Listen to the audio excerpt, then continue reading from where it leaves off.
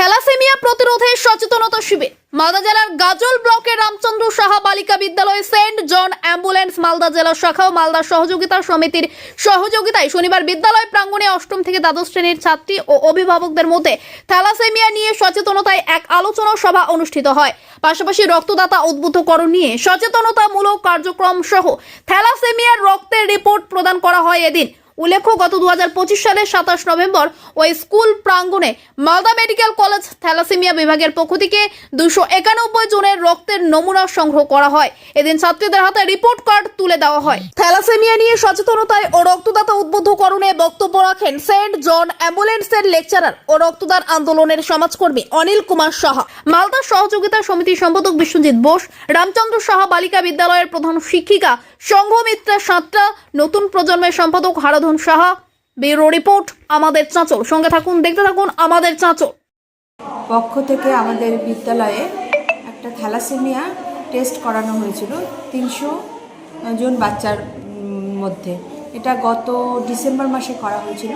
তো তাতে দেখা গেল আমাদের বিদ্যালয়ে বেশ কয়েকজন স্টুডেন্ট পজিটিভ এবং ক্যারিয়ার 33 জন প্রায় ক্যারিয়ার পজিটিভ বেরিয়েছে, আর ক্যারিয়ার তো অনেকগুলি বেরিয়েছে। তো এনাদের উদ্যোগে সেন্ট জন অ্যাম্বুলেন্সের মাননীয় অনিল সাহা মহাশয় এবং মালদা সহযোগিতা সমিতির মাননীয় বিশ্বজিৎ ঘোষ মহাশয়, এ দুজনের উদ্যোগে এই থ্যালাসেমিয়া টেস্টটা আমাদের স্কুলে হয়েছিল রামচন্দ্র সাহা বালিকা বিদ্যালয়।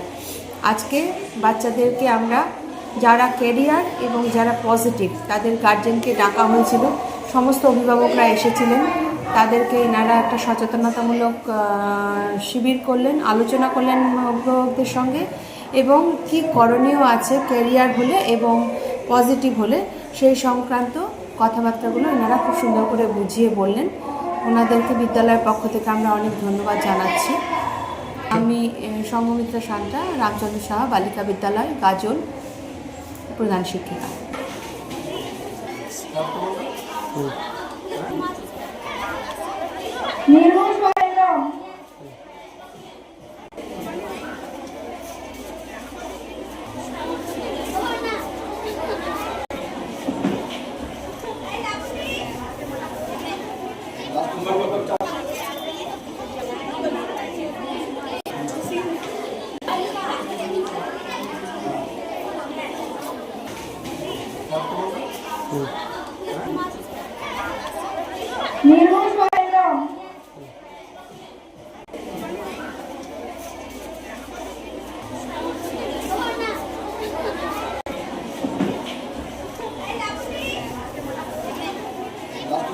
Last